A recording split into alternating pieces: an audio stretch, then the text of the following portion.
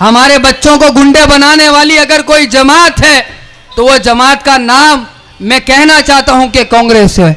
हमारी बस्ती को बर्बाद करने वाली अगर कोई पार्टी है तो वो पार्टी का नाम कांग्रेस है। मुसलमानों के वजूद को, मुसलमानों के मुस्तकबिल को मिटाने वाली अगर कोई जमात है तो वो जमात का नाम कांग्रेस है।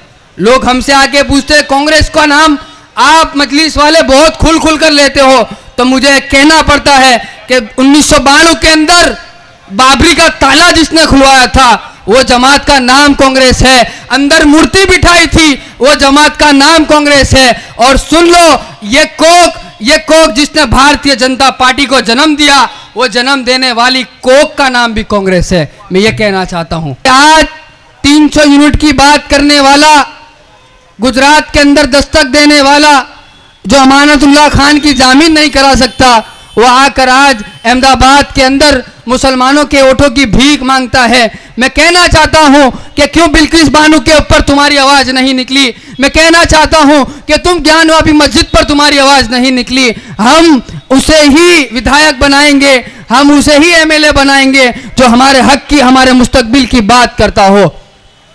बानो के अंदर बाबरी मस्जिद पर असद साहब ने आवाज उठाई, 2002 पर असद साहब ने आवाज उठाई, सोहराबुद्दीन एनकाउंटर पर असद साहब ने आवाज उठाई, इशरत जहां एनकाउंटर पर असद साहब ने आवाज उठाई, ट्रिपल तलाक पर असद साहब ने आवाज उठाई, सीए और एनआरसी के मुद्दे पर आवाज उठाई, तो फिर वोट भी हम असद साहब को देंगे। गुजरात के अंदर दारूबंदी है, दारू नहीं बिक सकता गुजरात के अंदर। गुजरात के अंदर नशाबंदी है, नशा नहीं बिकता गुजरात के अंदर। लेकिन मैं आपको बता दूं कि गुजरात इंडिया के अंदर, भारत के अंदर दूसरा ऐसा राज्य है जहां सबसे ज्यादा नशा बिकता है, जहां सबसे ज्यादा दारू बिकता है।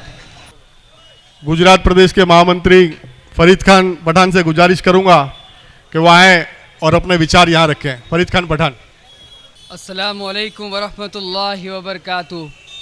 सह नसीन पर तशरीफ़ फरमा मजलिस इत्तेहादुल मुस्लिमीन के तमाम होद्देदारान, मजलिस इत्तेहादुल मुस्लिमीन के तमाम आगेवान, खादिम मजलिस, सुनने वाले दोस्तों, बुज़ुर्गों और पर्दा नशीन माँ और बहनों,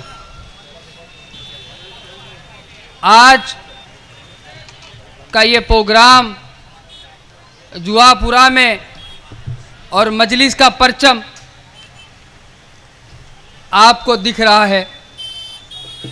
1/19/2021 के दिन मजलिस इत्तेहादुल मुस्लिमीन ने गुजरात में जन्म लिया और कुछ 22 दिन के अंदर ही हम 24 सीट गुजरात के अंदर जीत कर आए। उसमें से सबसे बड़ा हिस्सा मैं कहना चाहता हूं, अगर किसी ने लिया है तो मैं मुबारकबाद देता हूं यहाँ की आवाम को कि वो आवाम जिसने 24 दिन के अंदर ही यहाँ पर 3 कॉरपोरेटर मजलिस इत्तेहादुल मुस्लिमीन को दिए। आज देश का माहौल, और मेरे ये 4 बोल के साथ मैं अपनी बात का आगाज करता हूँ कि सरफिरे लोग हमें दुश्मन जहाँ कहते हैं, सरफिरे लोग हमें दुश्मन जहाँ कहते हैं, हम जो है इस मुल्क की मिट्टी को भी माँ कहते हैं। मदीने तक हमने मुल्क की खातिर दुआ मांगी, मदीने तक मुल्क की खातिर हमने दुआ मांगी। किसी से पूछे इसे वतन का दर्द कहते हैं, और अगर देश की दंगाइयों पर तेरा कोई बस नहीं चलता तो फिर सुन ले हुकूमत, हम तुझे नामर्द कहते हैं।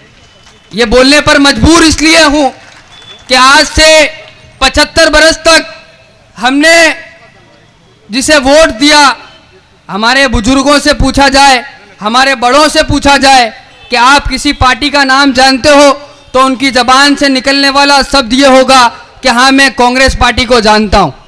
हमने कांग्रेस को झोले भर भर कर वोट दिए। बदले में जब से मुल्क आज़ाद हुआ 1947 से 2022 चलता है, 75 बरस हुए। अभी हमने 15 अगस्त को 75वीं साल बनाई। लेकिन एक बहुत बड़ी चीज़ हमारे दलित विस्तार में, हमारे मुस्लिम विस्तार में देखने को मिली।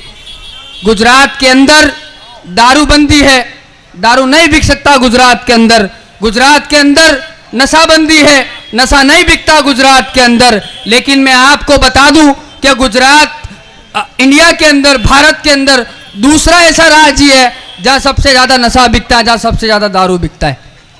ये काम अभी 20 बरस से भाजपा की सरकार है, 50 बरस तक राज करा कांग्रेस ने गुजरात पर। ये चीज खत्म नहीं हुई।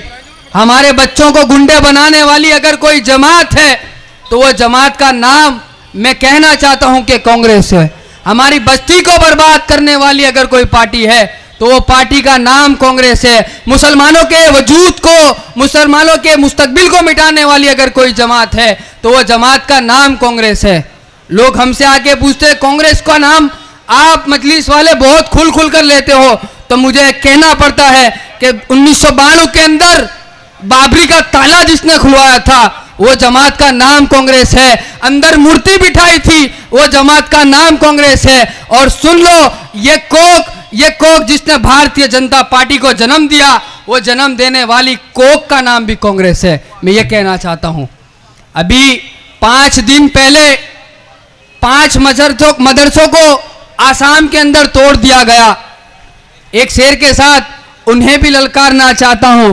नहीं, ऐसा नहीं है कि हम कल परसों से नहीं निकले। नहीं, ऐसा नहीं है कि हम कल परसों से नहीं निकले। बहुत अरमा है दिल में जो बरसों से नहीं निकले। आसाराम हो, नित्यानंद हो या पाल बाबा हो, आसाराम हो, नित्यानंद हो कि पाल बाबा हो, खुदा का शुक्र है वो सब मदरसों से नहीं निकले। खुदा का शुक्र है वो सब मदरसों से नहीं निकले। आज मैं आपको गुजरात के अंदर जो तीसरा ऑप्शन बन के आई है मजलिस में आने की दावत देता हूं। क्यों दावत देता हूं कि हैदराबाद की पाक सरजमीन से एक दीवाना गुजरात को आया है जिसका नाम बैरिस्टर असदुद्दीन अवैसी है। अल्लाह ने उसे किसी चीज का मोहताज नहीं रखा। अल्लाह ने उसे हर चीज से नवाजा, दौलत से नवाजा, शोहरत से नवाजा, ओहदे से नवाजा, हर चीज से नवाजा। लेकिन कभी मन होता है तो वो गुजरात को दीवाना चला आता है, कभी मन होता है तो राजस्थान को चला आता है, कभी मन होता है तो उत्तर प्रदेश को चला जाता है। लेकिन हमारे कौम के कुछ आगेवान, हमारे कौम के कुछ बिकाऊ नेता उसे बी टीम का नाम देते हैं। तो बी टीम कौन है? मैं आपको बता दूं कि आज 300 यूनिट की बात करने वाला, गुजरात के अंदर दस्तक देने वाला, जो अमानतुल्लाह खान की जामीन नहीं करा सकता, वो आकर आज अहमदाबाद के अंदर मुसलमानों के वोटों की भीख मांगता है। मैं कहना चाहता हूं कि क्यों बिल्किस बानो के ऊपर तुम्हारी आवाज नहीं निकली? मैं कहना चाहता हूं कि तुम ज्ञानवापी मस्जिद पर तुम्हारी आवाज नहीं निकली। हम उसे ही विधायक बनाएंगे, हम उसे ही एमएलए बनाएंगे जो हमारे हक की, हमारे मुस्तकबिल की बात करता हो। बानो के अंदर बाबरी मस्जिद पर असद साहब ने आवाज उठाई, 2002 पर असद साहब ने आवाज उठाई, सोहराबुद्दीन एनकाउंटर पर असद साहब ने आवाज उठाई, इशरत जहां एनकाउंटर पर असद साहब ने आवाज उठाई, ट्रिपल तलाक पर असद साहब ने आवाज उठाई, सीए और एनआरसी के मुद्दे पर आवाज उठाई। तो फिर वोट भी हम असद साहब को देंगे, ये मैं कहने और ये बताने आया हूं।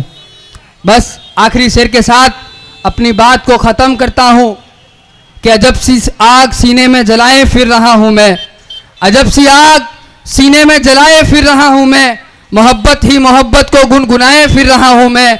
नमाजों के हर सजदे में शामिल है वफादारी वतन से, नमाजों के हर सजदे में शामिल है वफादारी वतन से, वतन की खाक को माथे पे लगाए फिर रहा हूं मैं। अस्सलाम वालेकुम।